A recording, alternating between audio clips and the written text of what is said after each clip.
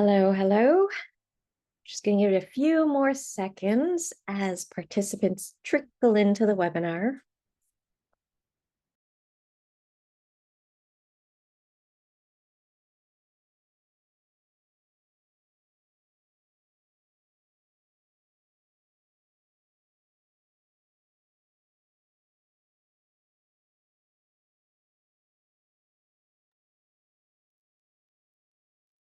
Good afternoon. Good afternoon to friends in the West.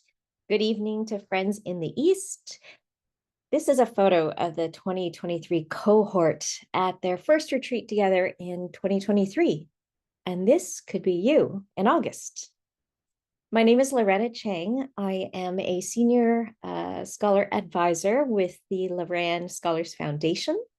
My pronouns are she, her, and I am calling from Toronto, where I live, work, and learn. We are on the traditional territory of several nations, including the Mississaugas of the Credit, the Anishinaabe, the Chippewa, the Haudenosaunee, and the Wendat peoples, and it is now home to many diverse First Nations, Métis people, and Inuit. I acknowledge that Tekaronto is covered by Treaty 13 with the Mississaugas of the Credit. And as we have attendees from all across Turtle Island today, I invite you all to acknowledge the past and present traditional custodians of the lands we're on. Also with me today are Faris and Finn, and you will get to hear from them very soon. So welcome to the Loran Award webinar. Before we get started, I want to let you know that this is in webinar format. So all of your microphones are disabled. You can submit questions in the question box at any time during the presentation, and my fabulous colleague, Michelle, will be there to answer them. So please, questions in the Q&A box and not in the chat. There will be a question period at the end of the webinar if there's time, and information will be sent to you after the webinar, including this recording. The Loran Award is much more than simply a financial scholarship for post-secondary. Excuse me one moment. Thanks. The Loran Award is much more. Sorry.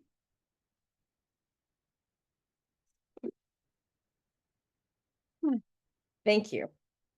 The Loran Award is much more than simply a financial scholarship for post-secondary studies.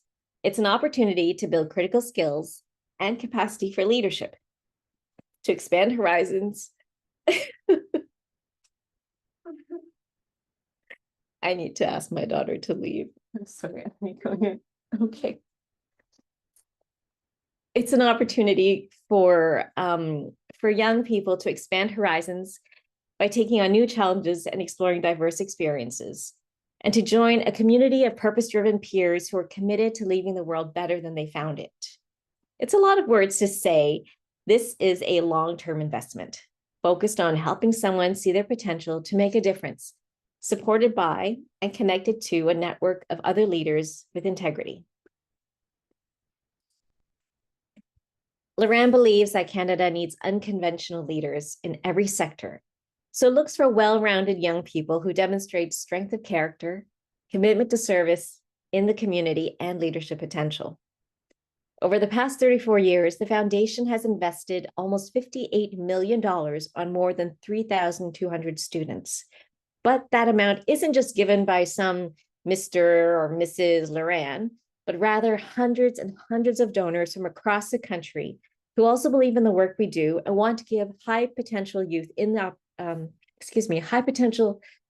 the opportunity to imagine, explore, and create the future. Today, there are 757 alumni and in-stream scholars giving back to their communities and pushing boundaries in such diverse fields as technology, the arts, finance, medicine, law, government, science, entrepreneurship, and everything in between. So I mentioned earlier that we have a couple alumni joining us. First off, we have Faris. Faris, welcome. Will you please tell us about you? Where are you from? What were you like in high school? What drew you to the Loran Award? And what is your favorite Loran memory? Sure. All right. So I grew up in uh, North Vancouver, and I applied to Loran Award. From there, I went to McMaster University after that. I would say what drew me to the award was that it was about a community of like valued individuals. It wasn't necessarily an award just for being smart or a sports scholarship or an academic scholarship. It was something for people who were invested in their community and served for service's own sake. I did a lot of volunteer work. I was involved in a lot of clubs. I felt that like the Loran word was something holistic that cared for who you were as a person. One of the pillars is character. They really invest in you and your own personality. And so in Loran Award, there's so many people doing so many different things, as Loretta you just mentioned, in law and medicine and everything in between. But I think what binds us all together was that value of serving our communities. And I think that's what really um, drew me to the award. And I'd say my favorite memory stemming off of that would be every August, as you showed in the first slide, at retreat, when we all get together, just like we did last weekend at the alumni conference. And again, so many people doing so many different things, but you're able to get along so well because you all care about the future of Canada and the future of your own communities for its own sake.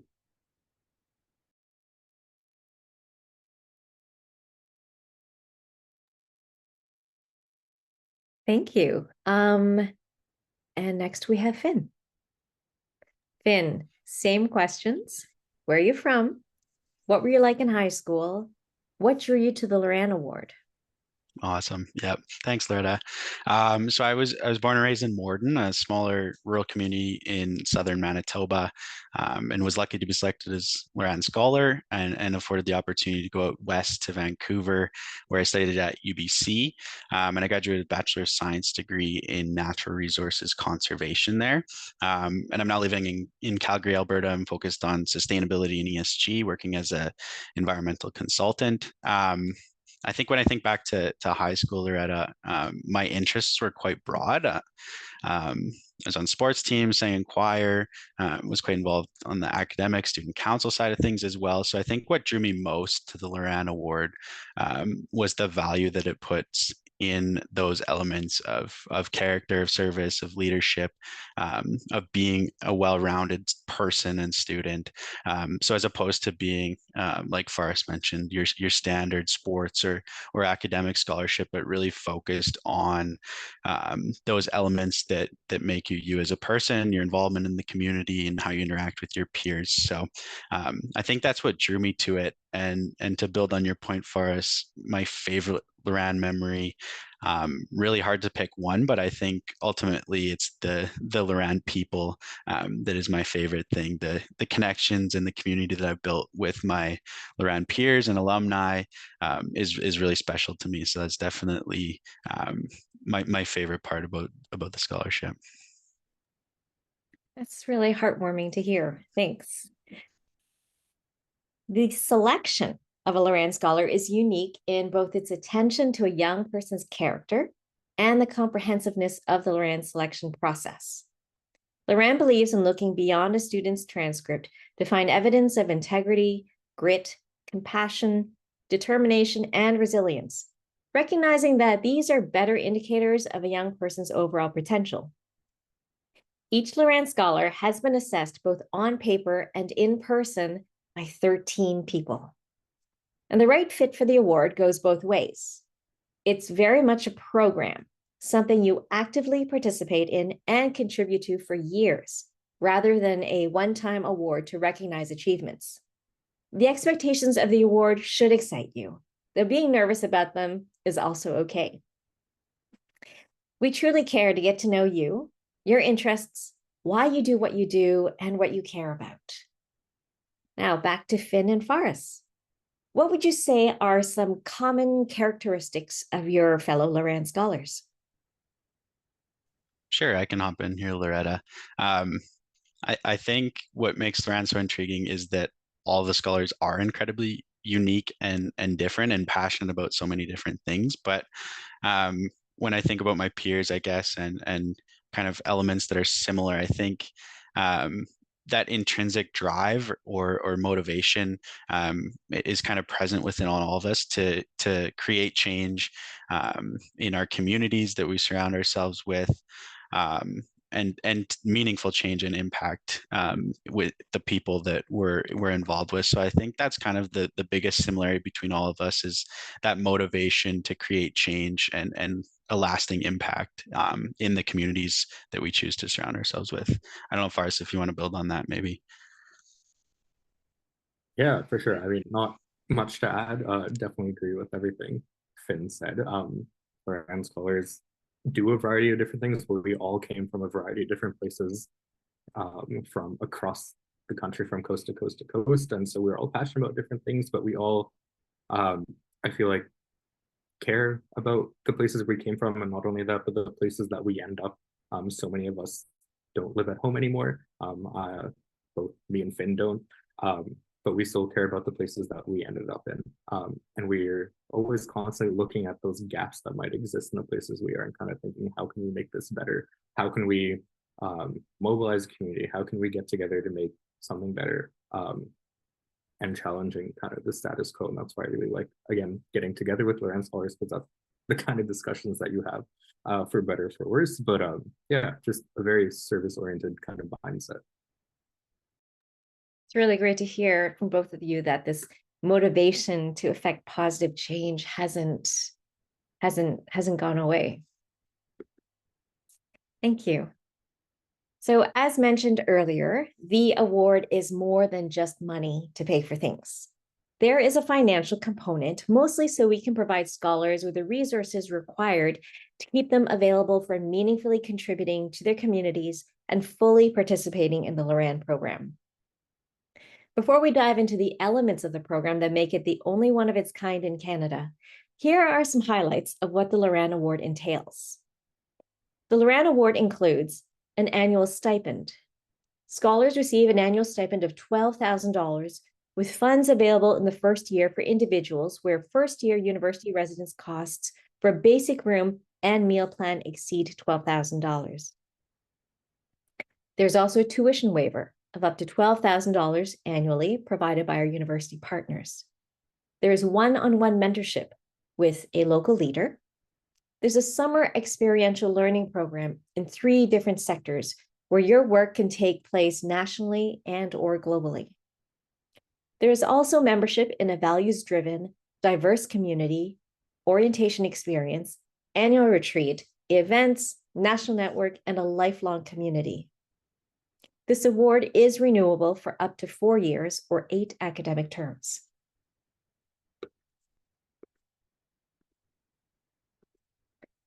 Mentorship.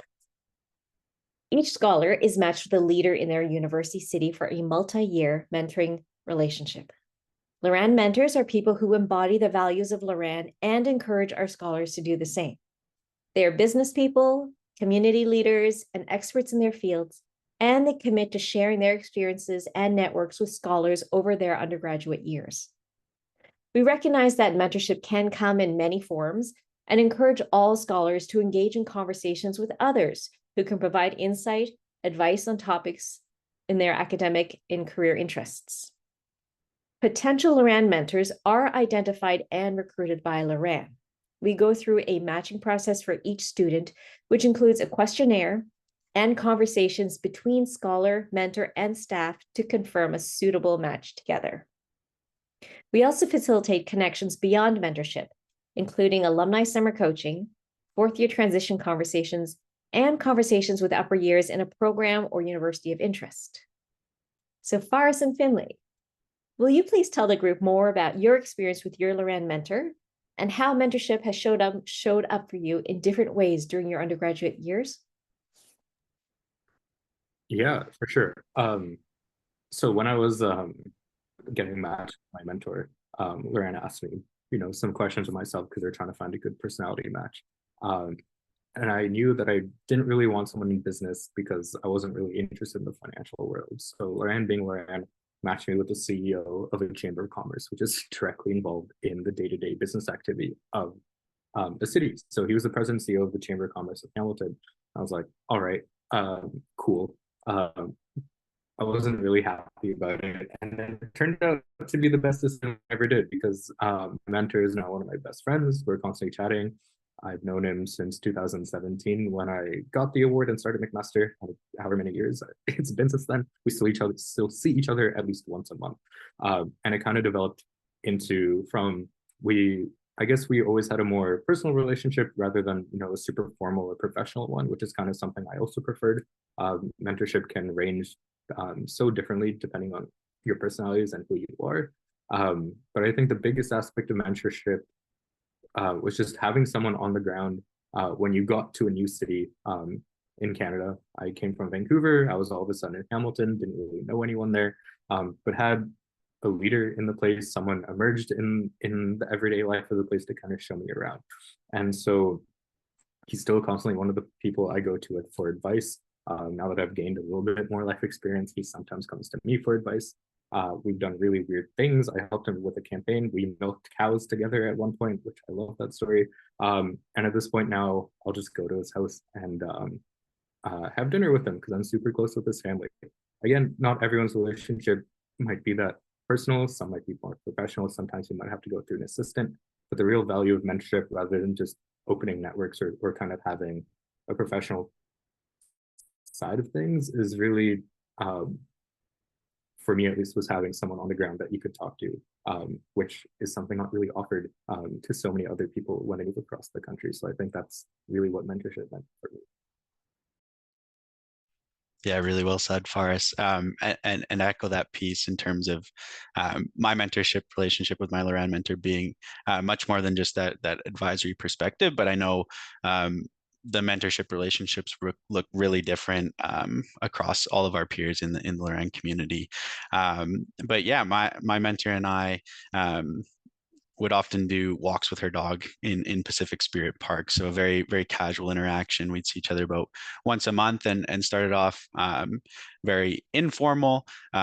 She was actually able to connect me though with a couple of my summers and then into the business world when I was leaving school with some connections for the work that I headed into. So she's been super dynamic, our relationship, in terms of that really informal piece and connecting, going over to her house for Thanksgiving and getting to know her family, but also really opening some doors for me in a more academic and professional space as well. So I think there's lots of room to take your mentorship relationship in lots of different directions. And there's even opportunities. Some of her colleagues that she's introduced me to are now also kind of like mentorship figures for me as well. So I think there's lots of moving parts there and different dynamics, but ultimately the Loran mentorship experience is what you want to make of it, and you can really steer that process in the direction that you'd like to go.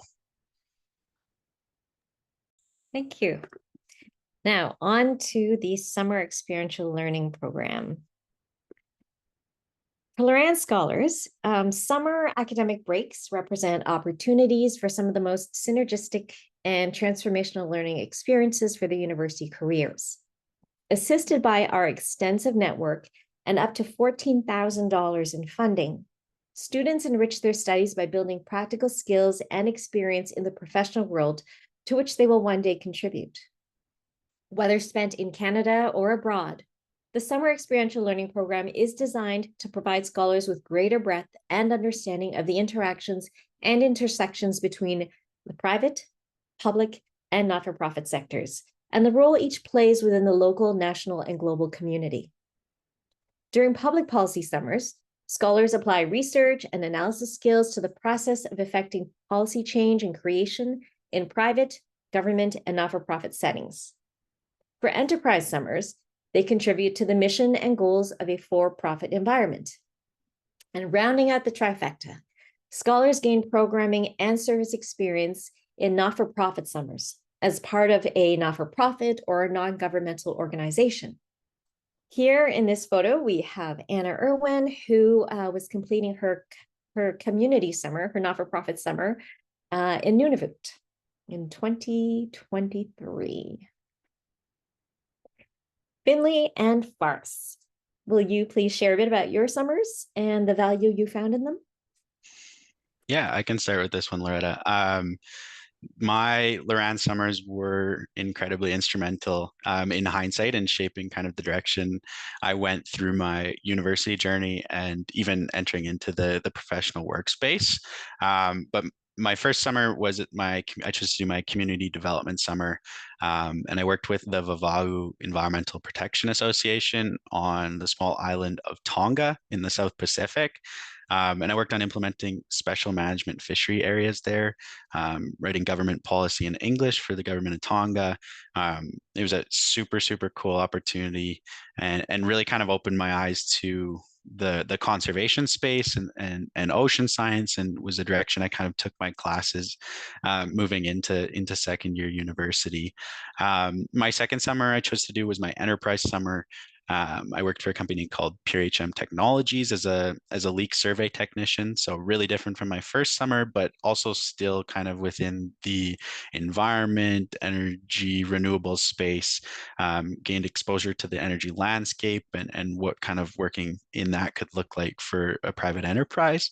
And then my third summer was my public policy summer.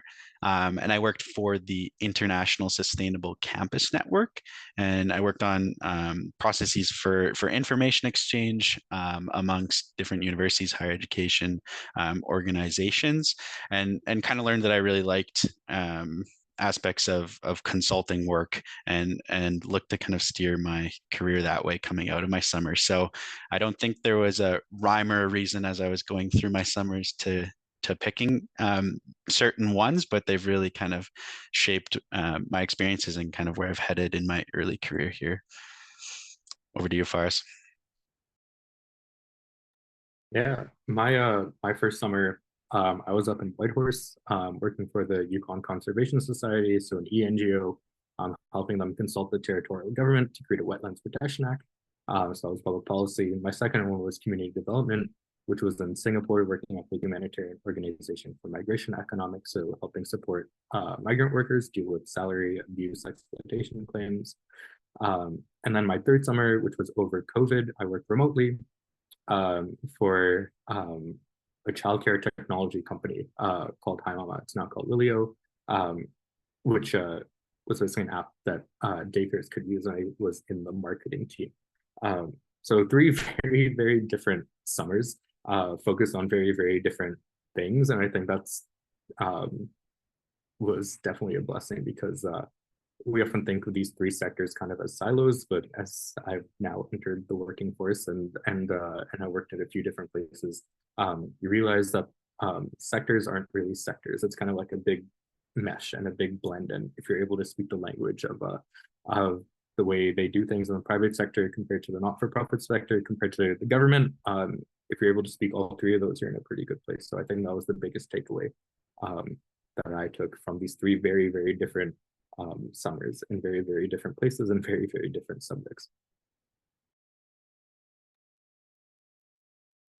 Becoming a Loran Scholar means you get membership into a huge Loran community. It is very rich, comprising scholars, alumni, staff, volunteers, and donors. We aim to support each other and hold a high bar for each other. We have many gatherings and events, both virtual and in person, during a scholar's time in the program and beyond.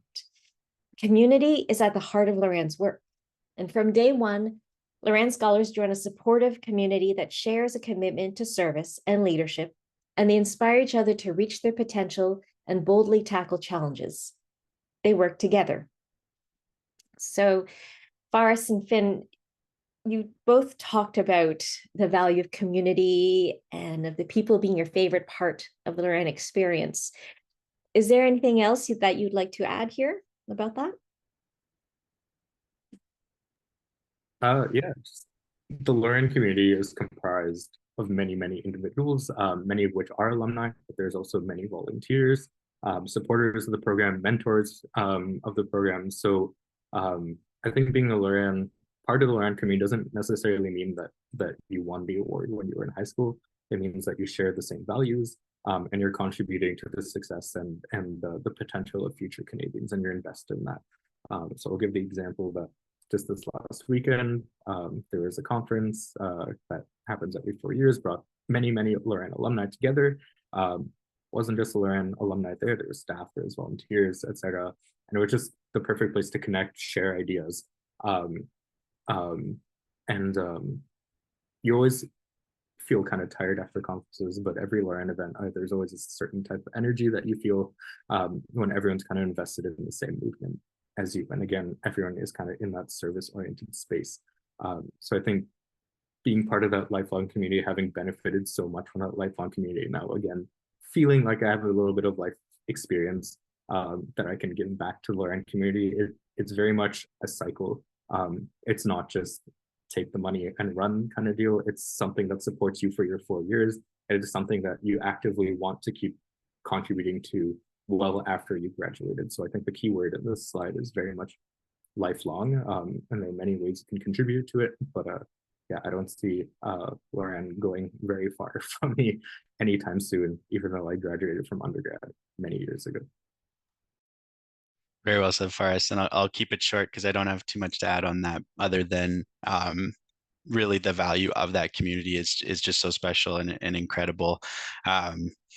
Many of my best friends are Loran, fellow Loran Scholars, and this past summer actually stood up in one of my Loran fellow scholars' weddings. So it's really cool, the relationships that you can build with scholars, and the opportunity to be in those spaces with, like Faris said, like-minded people and driven people and people motivated to create change and impact. So that's been really cool, being able to surround myself by those people. But I think, to your question, Loretta, that is probably the greatest part about Loran is the people.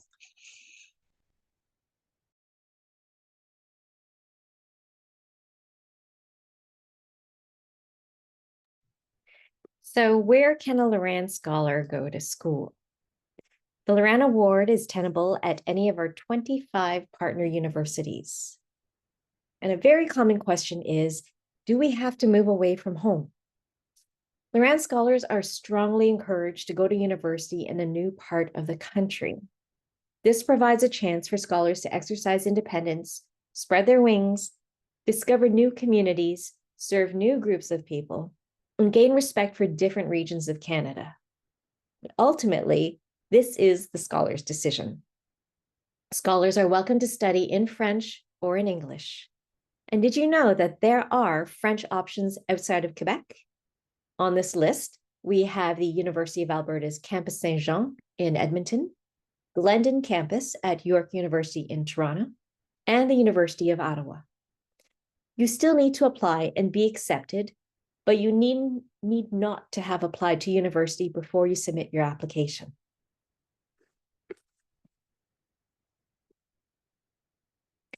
In addition of up to 36 Loran Awards, Loran will be granting up to 70 one-time provincial and territorial awards to candidates chosen by interview committees at the semifinal level, valued at $3,000. We will also be awarding up to 54 one-time finalist awards to finalists not selected as Loran Scholars. These awards are tenable at any publicly funded Canadian university, so you're not limited to the 25 partners that we saw on the previous slide. Now, let these awards also be some motivation to apply. But we'll also share that we've heard year after year just how valuable the application process alone is to students. It is a wonderful exercise to do before life after high school begins.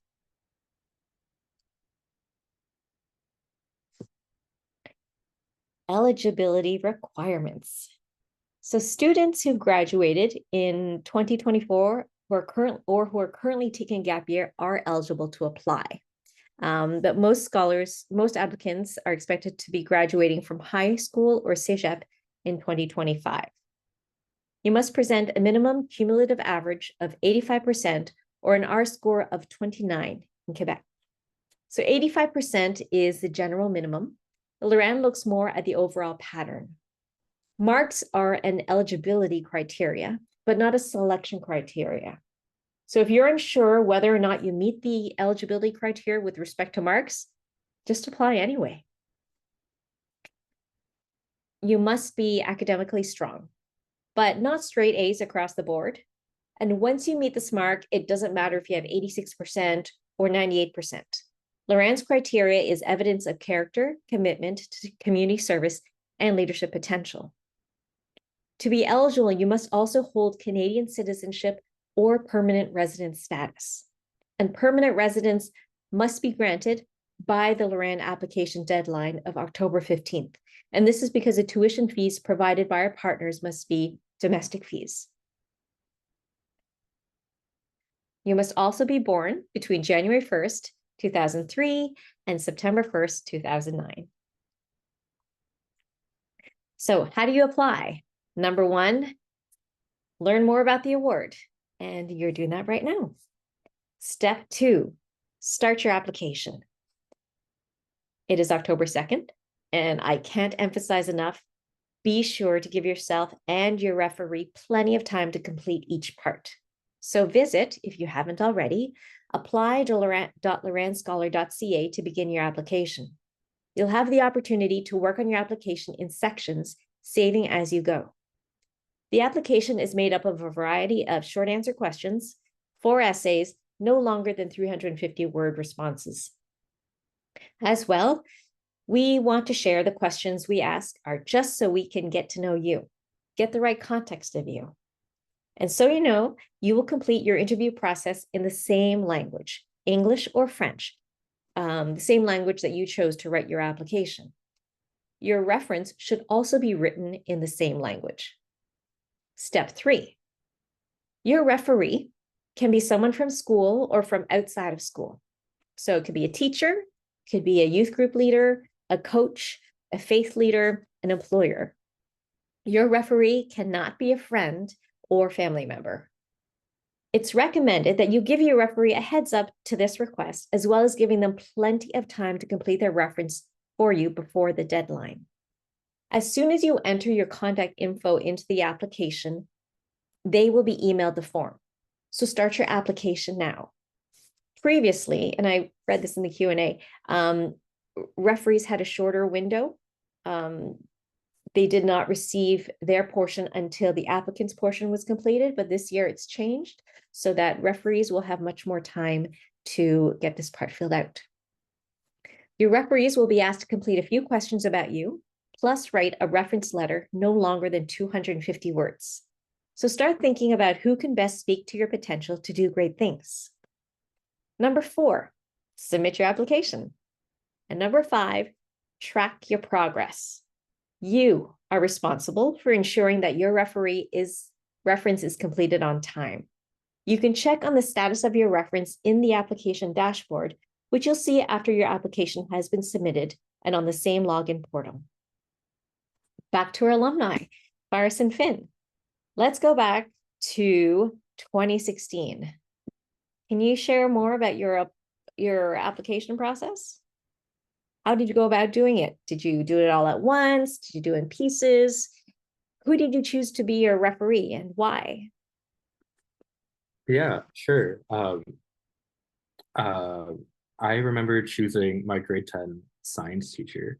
He had only really taught me one course, but he was the teacher mentor, I guess, for the Human Rights Club, which me and my best friend had taken over. So I felt that rather than an academic sense, he really knew me in terms of what I cared about, the clubs I was part of, where my values were, and how I was as a leader of a group of that club, which is why I picked him. And I remember obviously being really nervous when I was writing the application, but I think the best advice that anyone gave me, and I know it sucks to hear this advice when you're in that position, but it's just honestly be yourself. There's nothing else you can do except be yourself. And really what Loran is not necessarily trying to find winners, they're trying to find the best match for the program that they offer. And if you are not yourself on this application, it's pretty obvious to see that. So be yourself, choose a referee, I'd say, that really knows you the best, not someone with the shiniest title or or the largest salary or anything like that. Choose someone who really knows your character. After all, that's one of the pillars of Loran. And it's okay to be uh, nervous writing this thing. I don't think anyone I know who did win Loran actually thought they were going to win when they were writing this application. But everything's worth a shot. And at the end of the day, the application is going to teach you a lot about yourself and going to offer you a lot of time for self-reflection that you probably might not have had the opportunity to do otherwise. Yeah, I'm going to end up saying the exact same thing as you here, Faris. But I think and just to really get the point across, but it is really about being you throughout the application. I think when I was choosing, my referee, I selected my middle school music teacher actually, who had some really good insight, I think, into who I was as a person. She saw me as a student through her classes and in choir, and also as kind of a mentor for younger students through my high school years, teaching some music courses. So I thought she had a good kind of grasp on my motivations and who I was as a person. So to Faris's point, as opposed to selecting somebody who you think is optically of the most prestige, I would really, really encourage selecting a referee that knows you and that can speak to who you are and your character and what motivates you, because that's really going to shine through in their reference of you. So that would be my advice there. In terms of the application to itself, I think at times are for sure a super daunting process. It is a big application comparative to lots of other applications, but I think even that in itself, it's a really, really good exercise to fill out, an opportunity to kind of take a look intrinsically at yourself and things that you're doing. And I think is a really good exercise kind of at the start of your grade 12 year to look at kind of where you want to head and what's motivating you, and also take a look back at some of the things you've done and soak up those moments as well. So to Faris's point, I in the application process had no dreams even of getting the award, and it's worked out. But I would just encourage everybody, if you're even thinking about applying, I think it's an awesome opportunity and a great process to go through.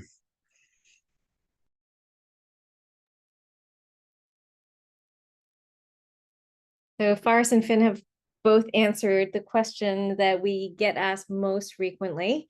What do I need to write in my application? What do I need to say in my interviews to become a Loran Scholar? You are not going to find that answer on Reddit. The answer is within.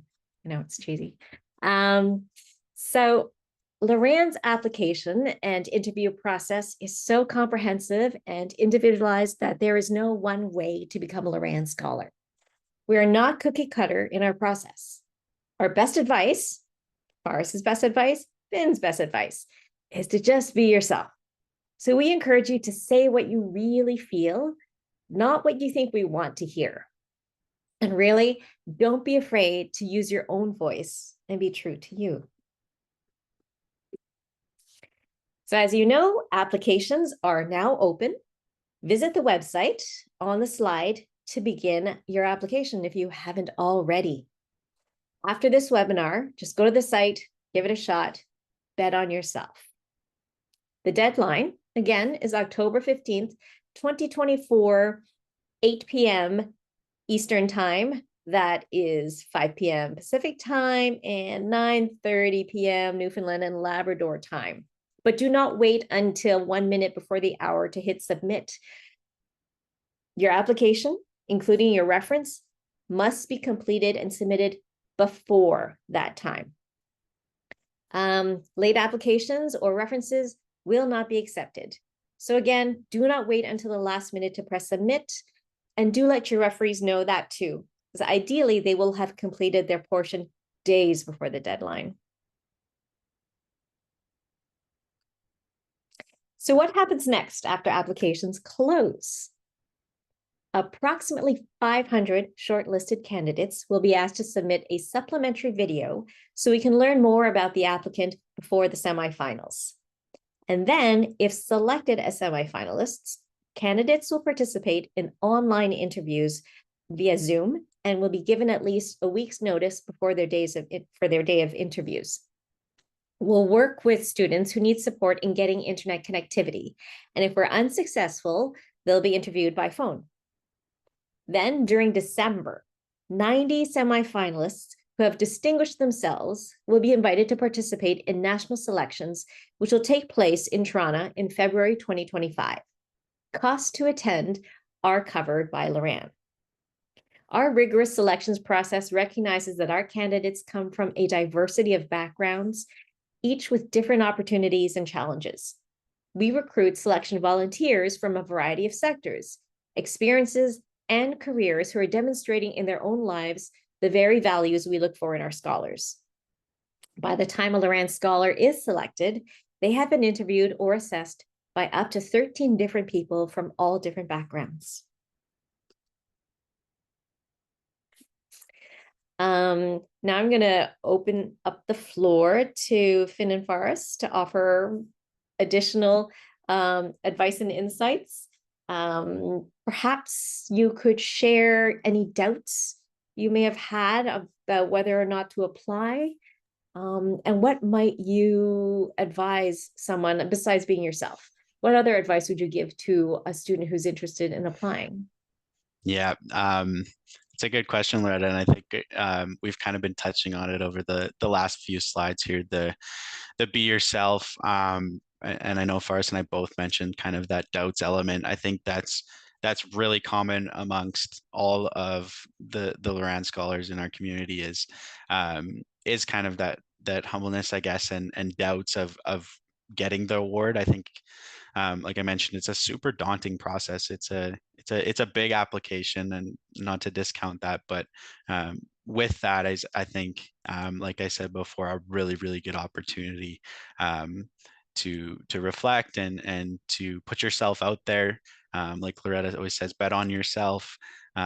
So from my point of view, I think it's like a win-win opportunity in all senses of applying. I think at the very least, putting together the application is super valuable for you. I think making it to the regional interview level is a really cool opportunity to even connect with students there who are also in the regional interviews and who aren't selected to move on. Those are some cool connections that you can create. And then moving along even to nationals, the same thing, that opportunity to meet so many cool people from different places. So I think no matter where you get within the application journey, I think there's a lot of value to be had for you. So my answer is always yes, and do it and bet on yourself. Yeah, I really like what you said, Ben, about it being like a win-win situation. Everyone has their doubts when they apply for Loran Award, but the opportunity that you have just for self-reflection is amazing too. Like, this was the first time that I really sat down and asked questions about myself, or thought about myself in this kind of way. It's a skill that's valuable not only for other applications, but also just for your own personal growth. So if you're lucky and you win one of the awards, that's awesome. If you don't, you've learned a lot about yourself at the same time. I think it's normal to have your doubts, but I think everything is kind of worth that shot. And yeah, as both of you were saying, just bet on yourself, because you never really know what happens. Every Loran Scholar I know has been rejected from lots of things. Some things work out, some things won't. That's true of everyone on the entire planet. I'm someone who definitely has a fear of rejection, and oftentimes I will just sit and be like, is it even worth applying for this? And I've been through this process, and I can tell you that the answer is always yes. So no matter how you're feeling, if you think this isn't a good fit for you and what you're hearing like really excites you, go for it. Bet on yourself and apply.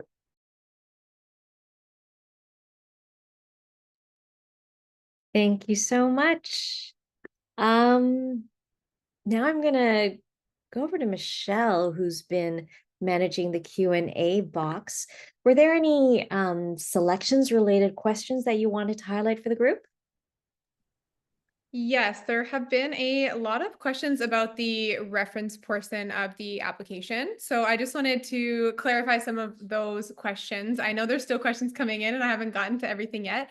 But for the reference, once you start your application on the application portal and you fill in your referee's contact information, then they will receive an email with all of the instructions to fill out the reference portion of your application. So they do not need to submit a reference letter. They'll get all of those instructions and the questions once you enter their information. And I did see a lot of questions as well as if they did not get their email yet, you can email us at info@loranscholar.ca and we'll work through that case by case as to why they did not get that reference email. Loretta, there's also questions about the summer program, the funding and the opportunities to go abroad and how that works together. And also if it is required to do something in your field of study or how you go about selecting your summer experience. Wow, so many questions. I love the enthusiasm. So for some words, you are not required to do something in your field of study. Some scholars do. Some scholars mix it up so that they can get a variety of experiences and might explore something new. So this is a scholar-driven process. In terms of funding, if you find an opportunity that excites you and it meets the summer guidelines, then you can also request Loran funding to make that opportunity possible. I think I saw somewhere too, is it an option or is it a commitment to participate in Loran programming, being either the summer, the retreats, the mentorship program? You are committing to a whole program, not just to the funding. So for those of you who are wondering, yes, program participation is part of the award. Were there any other questions that were maybe repeated? They have, for the most part, been answered. If you go to our website and you are curious, I know there's a lot of questions about the essay portion of the application. So there's two ways that you can take a look at those questions and think about them. You can actually start your application and flip through to the essay question. You don't have to complete everything before that. You can take a look and come back to it at another day. Alternatively, I sent the link in some of the answered questions to our sample application that you can find on our website. So you can just open that PDF and you can take a look at the word count and the essay question so you can give it some thought before you start. I also see a lot of personalized questions in here about applications and the process. So feel free again to email us at info@loranscholar.ca and we can work through those questions one-on-one. Or if I haven't had the chance to answer your question and you would really like an answer, you can also email us directly and we'd be more than happy to talk through that with you as well. I saw a couple questions too on the interview process, Loretta, and it's a question I get asked often, so I can maybe just quickly speak to Sure. that. And so that interview process is super conversational. So it's just based on getting to know you and who you are as a person, what makes you you. They definitely obviously use the application to pose questions and ask you about your experiences and the different things that you've included on your application, but it's really just a conversation-based interview trying to get to know you as a person and get a sense for who you are and where you want to go. It's not asking about current politics or events happening or a quiz. It's really about getting to know you as a person. So I think that's a question I get asked often and something I say just don't worry about. It's you just be you and show up yourself at the interviews and go from there.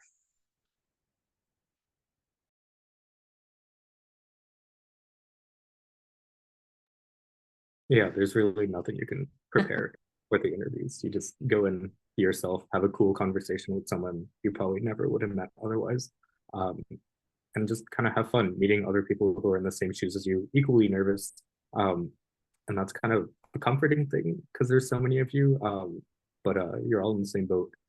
You get to have cool conversations, be yourself, and chat about all the cool things that you've done. There's no trick questions. It's all about you. You should be an expert in you. And I was super nervous going into my interviews, but it's still one of my fondest memories.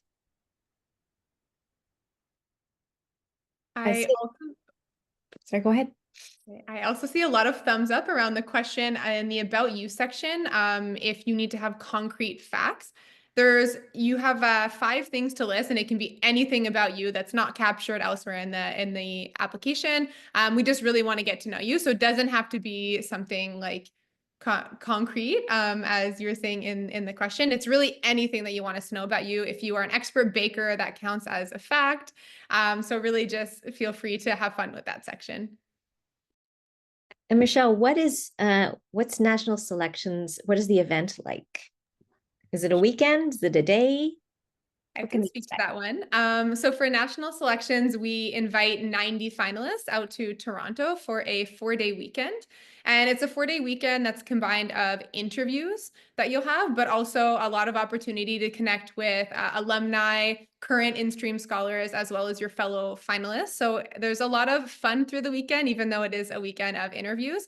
But as Finley explained, it's conversational interviews. That's the structure of it. They really are just trying to get to know you as people. And it's really a weekend that's full of enriching conversations with everyone who's invited.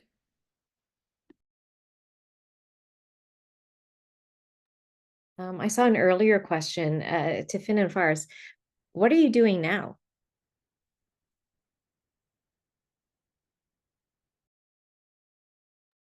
I can start with that one. I'm currently doing my master's at U of T in environment and sustainability. So my research focuses on lithium extraction and the impact it has on indigenous people in Northwest Argentina. If anyone's super interested in that, come find me. But basically, yeah, I went to McMaster, knew I was super interested in the environment, and then chose the academic path. So I'm now in that stream, focusing on environment and sustainability. That was the Arts and Science program at McMaster? Yeah, I was in the Arts and Science program. 17 years old, 18 years old, had no idea what I wanted to do. So I chose a program that allowed me to do everything and anything I possibly could. Awesome. And yeah, I'm currently working out of Calgary, Alberta. I'm working for a big consulting firm in the ESG sustainability space. And I guess to your earlier question, my background, I studied at UBC. I kind of bounced a little bit between a couple of programs till I found the niche that I liked, and I ended up in the Bachelor of Science program. I graduated with a Bachelor of Science in Natural Resources Conservation, so a cool program at UBC. And yeah, kind of shaped where I'm at now.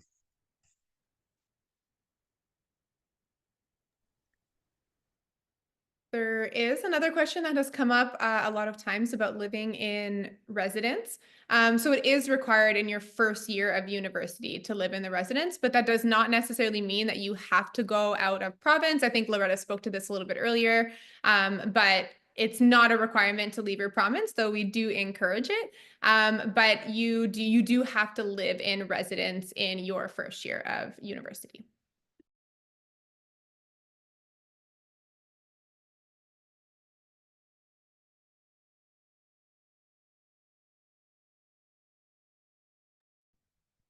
Just so those do seem to be the general themes from the Q&A, but I know there's still a lot of open questions and there's still more coming in. So again, if you feel that your question wasn't answered, please do reach out to us. We'd be more than happy to answer it for you.